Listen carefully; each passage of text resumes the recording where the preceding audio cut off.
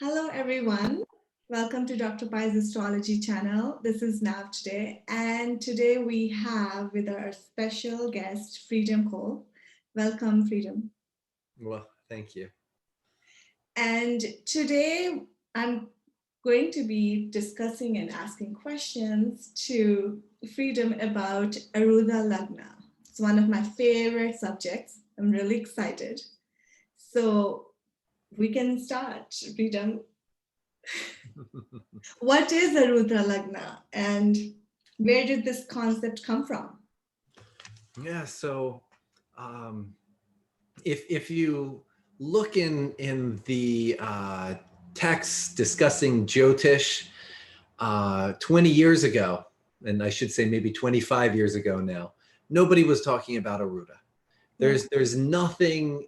There's a few mentions of it by B.V. Raman, but much more in the realm of Prashna, which Arudha has a different meaning when we talk about Prashna than when we talk about Jataka. Right. So, but otherwise it was extremely minimally discussed. And it really was Pundit Sanjay Rath and his tradition that really brought it much more to a forefront of discussion and utilization than it was before. And we find references to the Arudha Lagna, which is also called the Bava Pada, in Brihat Prashahora Shastra, the Jaimini Upadesha Sutras, and in some Nadi texts. Okay. So is it Gemini astrology? Where really the concept's coming from, or is it? So a lot of people call it Jaimini. They call it they say that Arudas and Argala and Rashi Drishti and sign dashas they call them Jaimini because they're not using them. And so where is this confusion coming from? What's Parashara and Jaimini and what is not?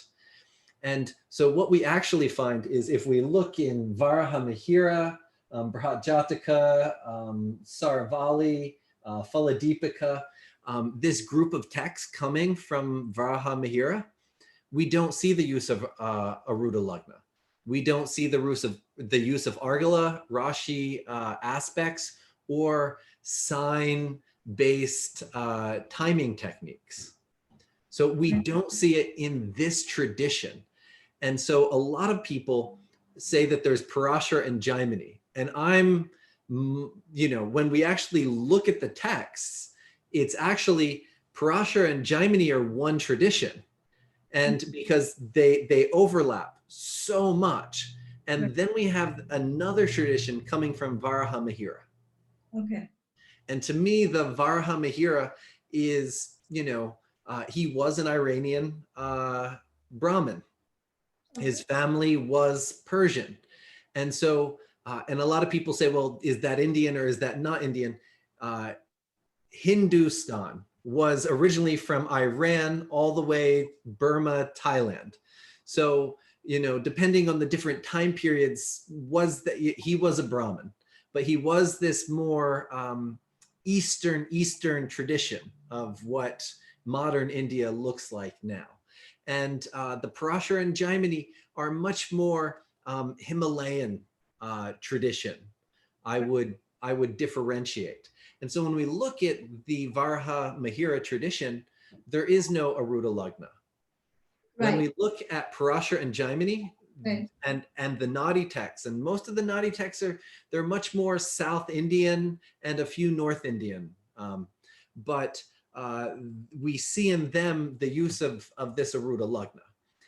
Now, the people that think, they're in the Varaha Mihira line of teachings, and they like to think that they're also in the Parashara line of teachings. But we can see, unless they're using Arudha Lagna, Rashi Dasha, sign aspects, they're not true Parashara, because these are all core concepts within Parashara. Interesting. there's chapters on these topics in Brihat Parashara Hora Shastra. He's using them in the yoga chapters, in the dasha result chapters. So it's an integrated system. And if we look just at the Arudha Lagna, there's a whole chapter in Brihat Parashara Hora Shastra. Whole chapter, multiple verses with big, long, written out statements. If we look in the Jaimini Upadesha Sutras, we have 3 verses. Okay. And each of those verses is only 2 words. Okay, 2 words. That means if we look at what does Jaimini tell us about Arudha? He gives us 6 words. Right. So can we consider Jaimini the primary text for Arudha when Parashara has an entire chapter? Now, people that are very attached to this Varaha Mihira tradition, they like to say, well, maybe that was added in to Brihat Parashara Hora Shastra. What proof do we have that this was added in? Right. You know, it's written with the same Sanskrit, same time period of Sanskrit, same methodology of speech. And there's actually other chapters that if we wanted to say were added, we could argue some other chapters, but the Arudha, the Argala, the Karakamsha chapters, they're very primary in the same Sanskrit, in the same method of writing, and the concepts given there are integrated in more than one chapter. Right. So to me, it's a core concept of the teaching of Parashara, and secondarily, the teachings of Jaimini and the Nadi texts. Okay, interesting. So source, if we look at that. Right. Now, not a lot of people were using some of the non-Phaladipika concepts. Mm. You know, most people, when Brihat Parashara Hora Shastra became available to the unless you knew Sanskrit and had access to the palm leaves, you didn't have access to this text. The availability of that text is a very modern situation. And so, and a lot of people assume that it's the same as the Varaha Mihira tradition. Mm. And so they would use parts of the text that matched Phaladipika and literally just ignore the ones that didn't. Right. When Pandit Sanjay Rath started teaching, he was utilizing every single chapter. And except for a few Jaimini traditions who also understood those concepts, and they were being talked about, but not in the English print, not in the available circulating textual literature. So it was really, I credit Sanjay with really bringing this forward. Yes. Yeah. So and everything, and 99% of what I've learned, 99, because there's what I've learned from him, how to use them. And then there's just my own experience applying, and yes, this works. And yes, no, that doesn't work. And then there's been my own experimentation, like for example, the A10, the Arudha of the 10th house. Right. You know, he would always just say, oh, it's it relates to career. And I spent a long time doing research on the A10 and collected, multiple plumbers charts, multiple presidents, multiple popes. Right. And if it shows what the career is, they should all be the same. Right. And that all the popes should have something the same about A10. All the plumbers should have something the same about the A10. And that's not what I found. But what I found was the people who were very respected in their careers had benefics with the A10. People that did not have good reputation in their career, were not being respected in their career, or not being recognized. K2 with A10 shows, no matter how awesome the work is, the person is just not getting this recognition for it. And so, that was something that my own experimentation revealed, but that would not have been possible without the initial opening and understanding of the concept of Arudha. Nice, nice. So what is Arudha Lagna? What is Arudha? So we have two names for Arudha. Yeah. And one is the Bava Pada. Mm-hmm. And Bava Pada means the pada of a bhava. And Okay. so the Arudas relate to bhavas, and they are a step from that. It's if that bhava stepped into the world, what would it look like? Right. So if we look at the A4, that stepping into the world would, if we looked at the fourth house, the A4 is going to show us what the house and home might look like and situations with the house and home. Right. The A9, if we look at the ninth house, that's guru and things of that nature. If we look at the A9, that's going to show, is our guru famous? Is our guru not famous? Is our guru well-educated? Is our guru not educated? So what is that? Does everybody know our guru? Do they not know our guru? And so when we look at the Arudha Lagna, that is the Arudha, the Bava Pada of the first house. So there's you. Now there's you in your home cooking your dinner and maybe taking care of the kids and doing what work you do. But when you step into the world, how do people know you? Right. Are you easily liked? Right. Do you become famous easily? When you do become famous, do you become famous for the good things you've done, or do you become famous for some rumor that somebody made up? Right. Or, you know, what are we becoming famous for? What about us is the world looking at, being attracted to? And so the karaka of the Arudha Lagna is the moon. And I should say karaka for all Arudas is the moon. And when we take that into a deeper foundation, the karaka for the first house is. Oh, are you asking me? Yep. What's the karaka for the first house for the Lagna? Like just the natural karaka. Yeah. Right. Aries, right? Mars. Well, that's the Kala Purusha. Okay. Of the first house is Mars, is Aries Mars. Right. But the karaka for the first bhava is Sun. Right. The karaka for the Paka Lagna, the lord of the Lagna, where the Lagnesha has gone, is Jupiter. Okay. And the karaka for the Arudha Lagna is Moon. So we have Sun, Moon, Jupiter, the three sattvic planets.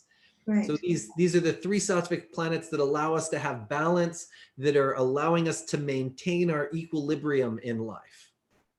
Right. So this is an important element, you know, as we look from the karaka perspective, that Sun, Moon, Jupiter, the Lagna, the Lord of the Lagna, and the Arudha Lagna. And so from that, we take the Lagna and we count how many houses away the Lord of the Lagna has gone. And then we count as a mirror image that same amount.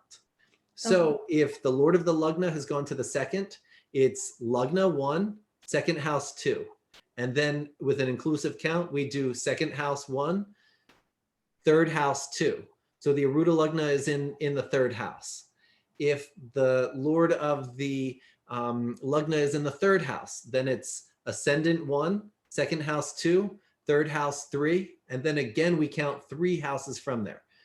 Third house 1, fourth house 2, fifth house 3. So the Arudha Lagna would be in the fifth house. So it's a mirror image. And notice it's Lagna, Paka Lagna, Arudha Lagna. So we're getting this three, which have the karakas of the three sattva grahas. Okay. With that. So this is how we calculate the Arudha Lagna and the karaka significations of it. Yes. So for example, like, so the Arudha Lagna, yes, is the perceived image. So for example, it's not you, it's not something who you really are, but it's something how people perceive you in society. Exactly.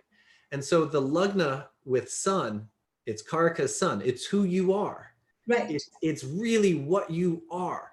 Right. And if we look at the Lugna Lord, this is Jupiter. It's how you're utilizing your mind. It's how am I making decisions? How am I thinking? How am I making my choices in the world?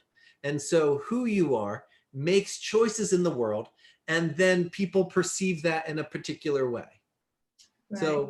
So it is this moon image, and we could, often when I talk to clients, I don't use Arudha Lugna. I don't say, oh, your Arudha Lugna has Saturn on it. I'll say your image point, the place that indicates your image in the world is being afflicted by Saturn, which indicates that sometimes people tend to have a hard time warming up to you.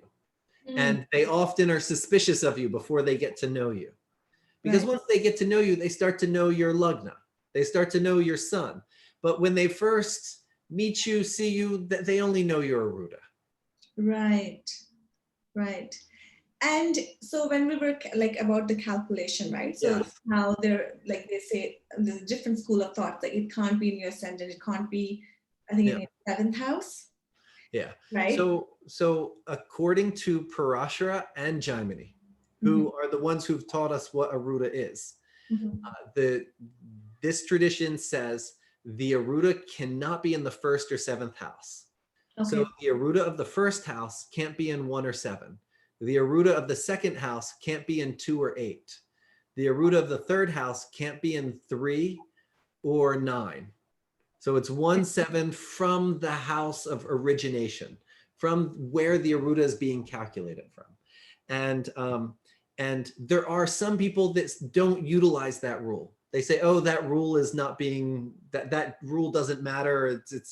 And it's very strange that they say that, because the person who teaches us how to calculate Arudha also told us to use this rule. And when we go to the Bava Pada chapter of Brihat Parashara, in verses 1 to 3, he teaches us what we just said, how to calculate this Arudha placement.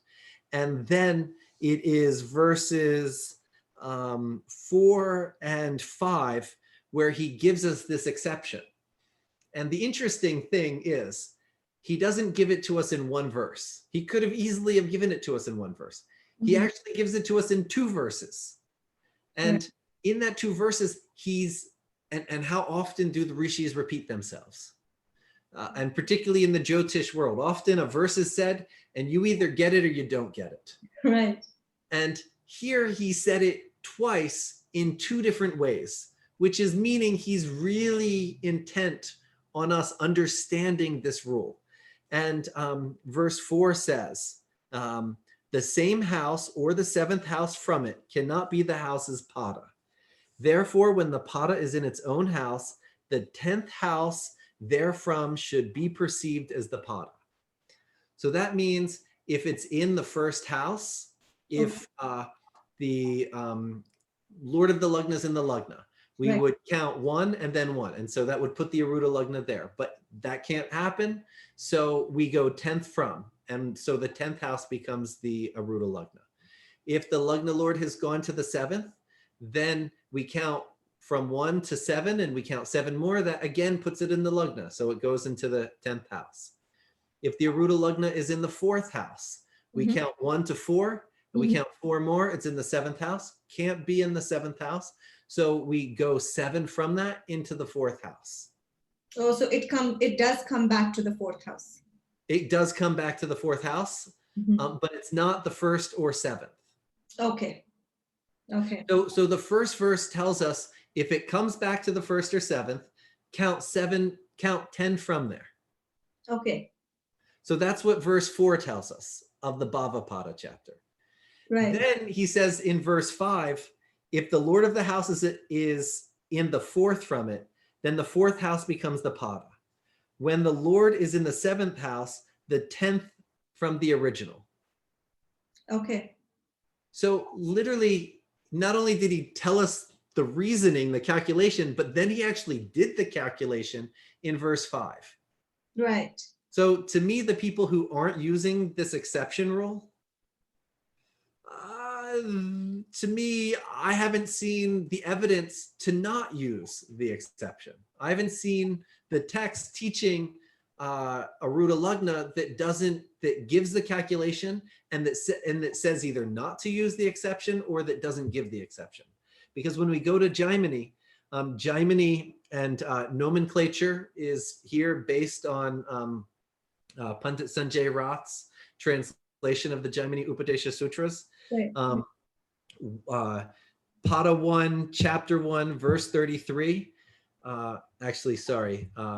Chapter 1, Pada 1, verse 30 says, the Arudha is obtained by counting as many signs from the Lord as it has progressed from its own house. That's his translation of those two words. And then the next verse, 31, says, if the Lord of the sign is in the fourth from it, then the fourth house becomes the Arudha. If the Lord of a sign is in the seventh from it, then the 10th house becomes the Arudha. So literally, he just gave us two little elements where Parashara actually broke down and explained why. And that's often the case. That's often the case that we get when we compared the two texts. So for example, if someone's ascendant Lord goes into the 10th house. Into the 10th house, yes. So they'd count 10 more, and that would take the Arudha to the 7th house. So and it can't be. So it can't be 7. So then it goes from 7 to the 10th, which lands in the 4th. Exactly. Okay. Exactly. So the simplest rule to remember is if it ends up in 1-7, go 10th from. Okay. That's the simplest. He also gives us the rule. He also breaks down the calculation, but then you have to remember something more. Right. Or if you just remember 10th from, it's very easy to go 10th from. Yes. And the way I like to think about it is, and the way Pandit Sanjay Rath, he calls the 1-7 as the axis of truth. Okay. This is who you really are. Mm-hmm. And the Arudha is your mirror image. And if you think about, like, in the ancient world, them looking in a bowl of water to see the reflection. Right. It's never an exact replica because that water alters. It's like a prism, it's kind of convex, concaving your image some. And so the Arudha, that mirror reflection, it's never exactly, it has that slight alteration. Right. And so the Arudha can never be the same as you. And so why 10th? Well, as I said, there's who you are in your home, but then what happens when you go out into the world? How do people see you when you're out in the world? What house represents going out into the world more than the 10th house? Right. The 10th house is you going out into the world and being seen, right? Right. So whatever your Arudha Lagna is, if you have planets in it, then of course will it color that, like, for example, Jupiter being there versus other planet, or even aspects. You guys also look at the aspects of it. So planets placed there will color the Arudha the strongest. Okay. Next, aspects, and then next, Kendras from it. Okay. When the standard rule is trines from sun, Kendras from moon.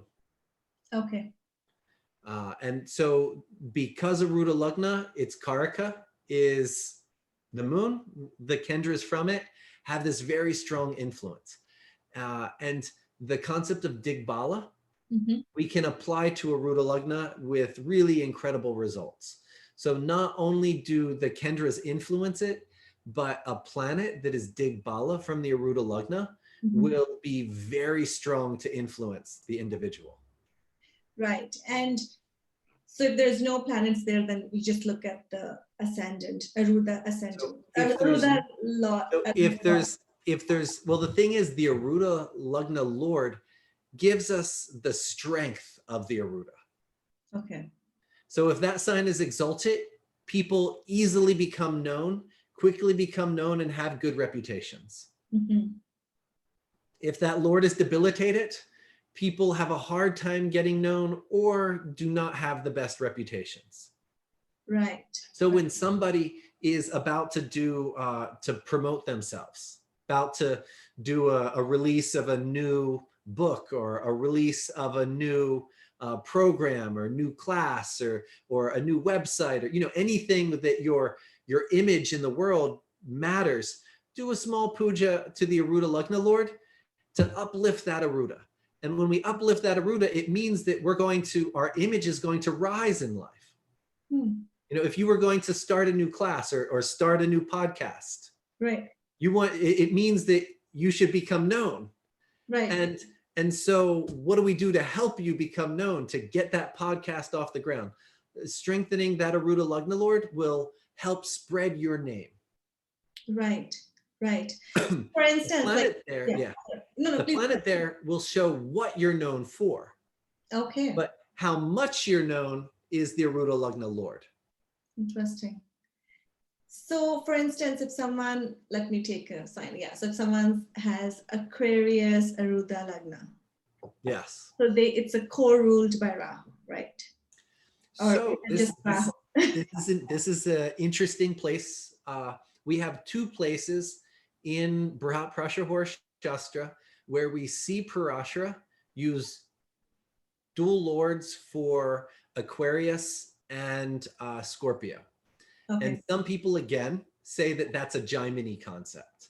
Right. Yet it's Parashara who actually gives the teaching on when we are actually utilizing this rule.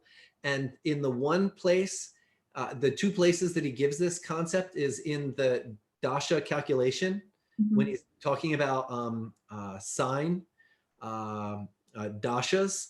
Right. He tells us, because some signs have two lords. Right. And in the Bava Pada chapter, verse 7, he says, if a planet owns two signs, or if a sign is owned by two planets, see the stronger and calculate the pada from that place which indicates the results. Okay. So here he's talking about a sign having two lords. Right. Now, if we don't give co-lordship of Aquarius and Scorpio, then what is he talking about?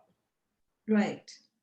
There's, what is he talking about? And so he's clearly talking about dual lordship there. And some people take that even farther into using dual lords for more than just Aquarius and Scorpio. But we see that we take that stronger lord. So if Aquarius is the Arudha Lagna, is in Aquarius, then first we have to see, is Rahu or Saturn stronger? And then look at the strength of that to see how strong, how high is this Arudha going to easily rise. And there's ways to make those lords stronger, because occasionally you see people get famous who don't have Arudha Lagna lords that are exalted. But you can see that they've done something in their life that's activated that Arudha and that's made that graha strong. Right. Interesting. Yeah. So, another thing I've noticed, like sometimes, like some apps or astrology, like online tools, when you go and want to know your Arudha Lagna, right? So you know how, for example, if someone has Scorpio as their Arudha Lagna, yeah. So if Sagittarius is gonna be their A2 or their second house, are we calculating it that way? Because I'm a bit confused with that A2, A7. So when you say A7, it means the seventh house? So the nomenclature that I use, and know that A2, A7, this is modern nomenclature. Okay. And the so it's modern nomenclature. And A1 or AL is the Arudha calculated from the first house of the birth Rashi. Okay. A2 is the Arudha calculated from the second house of the birth Rashi. Okay. The Upapada, which is the A12, right, is the 12th house from a person's lagna. That house, we calculate the Arudha of that, and that gives us the Upapada. Okay. Now, then there's also a nomenclature which I write as AL, AL2, AL3, AL4. And AL2 is the second house from the Arudha Lagna. AL3 is the third house from the Arudha Lagna. Okay. AL4, the fourth house from the Arudha Lagna. So A2 and AL2. Okay. And it makes it very easy when you're writing articles on this to differentiate the terminology in this way. Now, as an example, the A2 that you bring up, and this is an interesting one because we live in a in a time period where things are very different than they were for the last 3,000 years. Right. You know, society has altered in ways, and society is always altering. Right. But we've altered very drastically. Right. How families are, how homes are, who's our friends, people living all over the world, you know, these has changed drastically. And so the A2 originally showed your family. Okay. And how you were with your family and cousins and nephews and aunties and uncles. But in the modern world, I have not seen it give very good results, because how many people are living in a house and spending all their times with auntie, uncle, and the cousins? People aren't.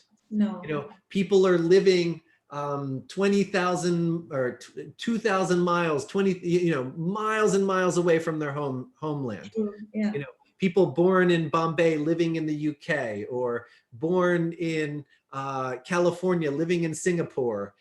That person living in Singapore isn't hanging out with their cousins and aunties and uncles.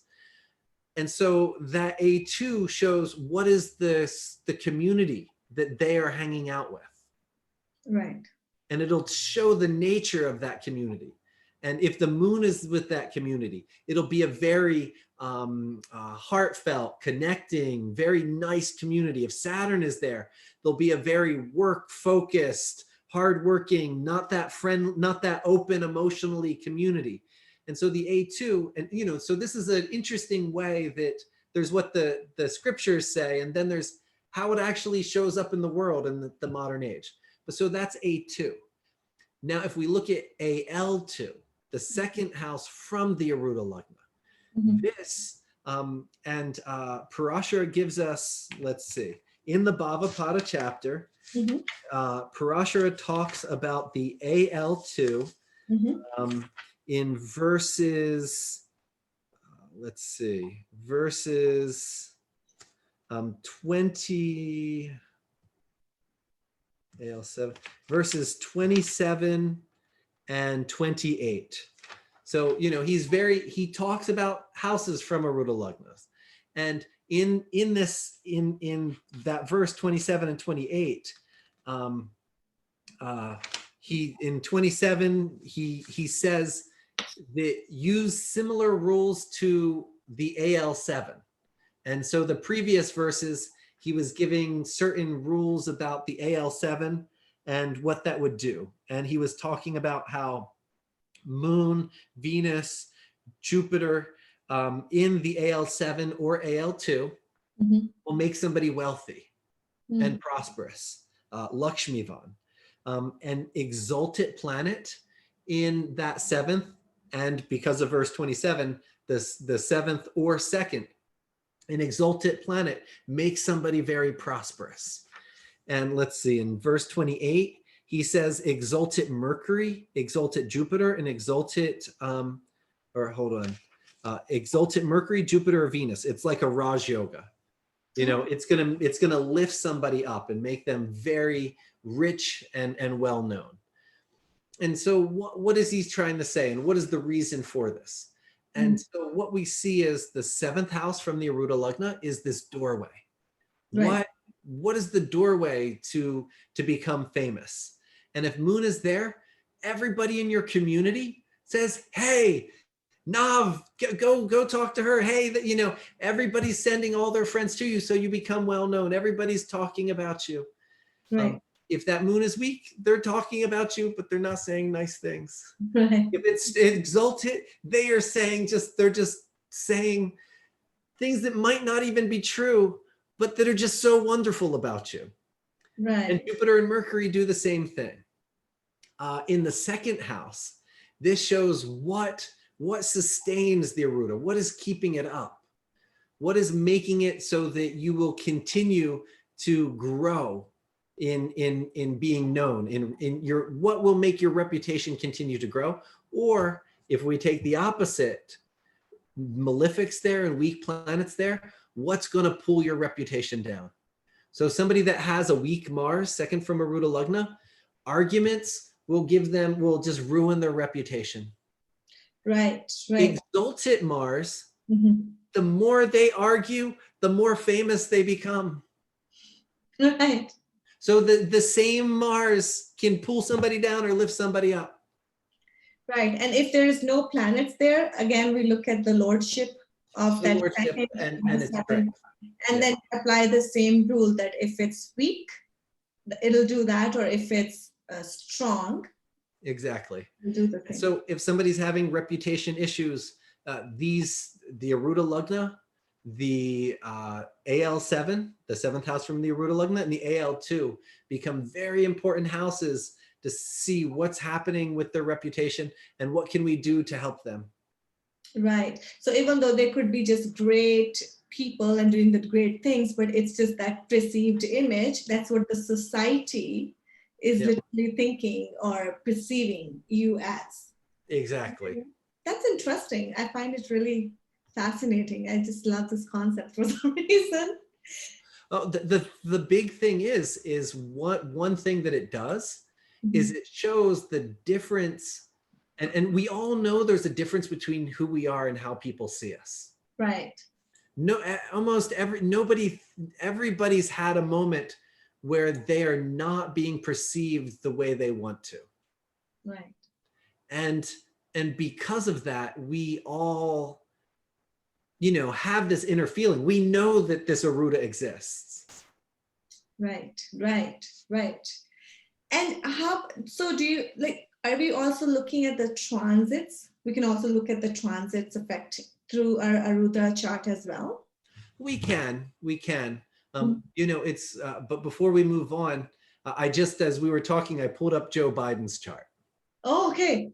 Who just won, who's now president-elect of the US. Right. Because as I was saying that, I was going to talk about something. I was like, let me make sure this works in his chart before I start talking about that. Right. And so the Trump campaign, they started, the primary, instead of trying to uplift Trump, they primarily worked on tearing down the opponent. Right. Instead of saying Trump is so good, which was hard to do, they worked on trying to make people scared to vote for Joe Biden, because they said he was a socialist. He's going to, we're going to be socialist and communist, and they scared people in that way.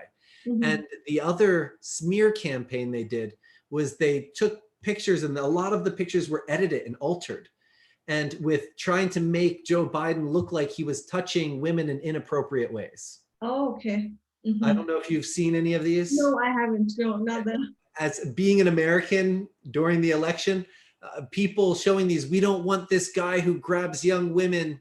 We don't want, and so how was it that this was sticking on him? And if we look from his Arudha Lagna is in Virgo, and second from it is Mercury and Mars in Libra. So that Mercury in Libra with a malefic. Right. So that Mercury is younger women, and in Libra, it's can have some connection to sensuality, and and Mars inappropriate or violation of, and so this smear of trying to show him as in this way, it really worked with a lot of people. A lot of people were like, yeah, Trump's bad, but this guy's just as bad. Right. And to me, you really can't, it's hard to say he's just as bad. I mean, it's how can Trump is such a tier above. But we can see that this storyline was utilized and it stuck. Like, why, sometimes rumors come out and people like, oh, I know that person, they would never do that. Right. And other times a rumor comes out, and I mean, this is a guy who's served his country for so many years and is more religious than Trump himself and is more, kind and respectful and than Trump himself. Yet they were able to stick that bad reputation on him. Right. So that second from Arudha Lagna, it helped pull his Arudha down enough to make the election so close. Okay. Interesting. Thanks Yes. for sharing. Yes. So just a real world, just now happening example. Right. Right.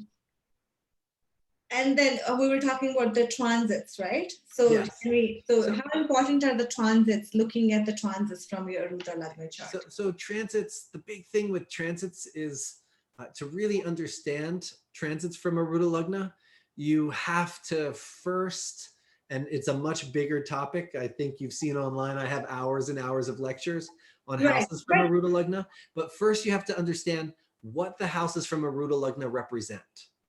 Right. Because for example, the 12th house from Arudha Lagna represents your secret enemies. Okay. So people who have ill intention towards you. And people with malefics in the 12th from Arudha Lagna, they have enemy issues. They have issues with people in the workplace not liking them, and or people at, whatever the karaka is. They might not, their father did things that made it so it was harder for them to get into a good school, or if they have son there, these things that these people who are subtly not supporting you and actively doing things that hurt you. Right. So when we understand that that's one of the significations of the 12th from Arudha Lagna, a benefic transiting 12th from Arudha Lagna is going to support that. Right. Meaning it makes your secret enemy stronger, makes people hear what they're saying more, makes their ability to hurt you and hurt your reputation better. Right. Where a malefic transiting the 12th from Arudha Lagna, the AL12, actually hurts your enemies. And Saturn transiting 12th from Arudha Lagna, it's a wonderful transit, because anybody who's secretly been against you, who's secretly been talking bad about you, who's been actively trying to hurt you, they will fall from grace during that time period. Interesting. And okay, so this just came to my mind before I forget. So for example, like I'm just going back to the Aquarius, to the Arudha Lagna, because the 12th from the Aquarius Arudha would be Capricorn, right? And then so both. So you're about to have, yeah. So but then Capricorn's ruled by Saturn, and then Aquarius is also kind of co-ruled by Saturn. So how do we? It's okay. It's still hitting the 12th from Arudha Lagna. Okay. And because Saturn's hitting the 12th from Arudha Lagna, when he entered Capricorn, somebody in the workplace or there were people in your life who started to have major problems. Right. Those people who were starting to have major problems, do not trust them. Okay. Because the fact that they started to have problems when Saturn entered the 12th from Arudha Lagna means that they're people who are not supporters of you. And then problems, even if they say they are not. So problems they would have in their own lives? They started to have their own life okay. Problems in their own life. And normally right when Saturn changes, you'll see these problems arise in their life. Oh, wow. Interesting. Now Saturn on the Arudha Lagna, that hurts you. Okay. So it's not the best transit. And Saturn transiting the Arudha Lagna can show bad reputation happening. Something you did that was private and people shouldn't have known about, all of a sudden becomes public. And it can, 2.5 years is a long time for people to be talking about something that you don't want them to be talking about. So Saturn over Arudha Lagna is not ideal, but 12th from Arudha Lagna is a very wonderful transit. Interesting. And so then anytime any malefic which is transiting your Arudha Lagna is harmful to the person or their reputation, I would say. Yes. And any benefic that would transit over your Arudha, it's wonderful. Exactly. Okay. So, and one of the best is Jupiter. So Jupiter transiting over the Arudha Lagna, it's a time period where I tell people it's time to get a web designer, redo your website, Right. rebrand. You know, it's time to, if you're gonna totally, it's the best, and we only have 1 year with that Jupiter transiting over the Arudha Lagna. But it's Yeah. a time period where you can really work on presenting yourself Right. in a good light. Right. Nice. Where Saturn, it's the opposite. You know, make sure before Saturn comes over the Arudha Lagna, any rebranding, any way you want to present yourself in the world, take care of that. Right. So that when Saturn comes over the Arudha Lagna, you can just hold on for the ride. Right, right. Yeah. Thank you, thank you, thank you for sharing. I think that question I could have asked when I started. I mean, like I had mentioned that I have listened to a lot of your videos, a lot of content on YouTube, and that's how I came across Arudha Lagna. I mean, I knew, but I learned a lot from your videos too. So thank you. How did you get into astrology, and what really ignite that? So the story of me and astrology, I grew up in a family that did yoga. Okay. And, you know, my mother was a yogi. And so I grew up eating Ayurvedically and doing yoga, and mother reading stories of Iyengar and these type of things when I was a child. And I had my own, I was very into meditation in my teens. And when I was 19, I met my yoga guru, and Baba Haridas, Baba Haridas. And in training with him, he really presenced Ayurveda very strongly. Before, my mother, you know, she didn't have a guru in the same way. And so she followed Ayurvedic protocols, but, you know, there wasn't the, how do you do Ayurveda? And when I learned about the depth of Ayurveda, I just jumped full in and started studying. And one of my sessions in Ayurveda school was on medical Jyotish. And at that point, I was like, Western medicine has X-rays and MRIs. Ayurveda, we have Jyotish. Right. How can I do medicine without properly knowing Jyotish? And so I read every single text available in English at that time. So this was 1998.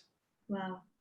And there was only so much available, but I dug it all up, read everything. And in 99, I went to India and was working in an Ayurvedic clinic in Pune. Okay. And at that time, you know, I considered myself an Ayurvedic practitioner. Right. And Jyotish was just a little side thing. But then I talked to people, and apparently all I talked about was Jyotish when I talked to them. It wasn't even conscious, but it just was what, you know, it's just, it had consumed me. And I went around Pune and Maharashtra trying to find a Jyotish guru. At that time period, I was unsuccessful. And, but I asked the head of one of the schools of Ayurveda that I was working with in Pune. And I said, can we do a medical astrology class? And he said, well, let's do a conference and I'll invite all the big astrologers to come.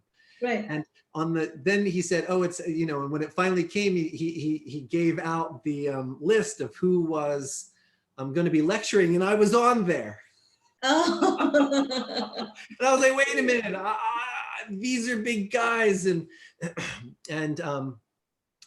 so when it came, I lectured, and I was right there with all of the others.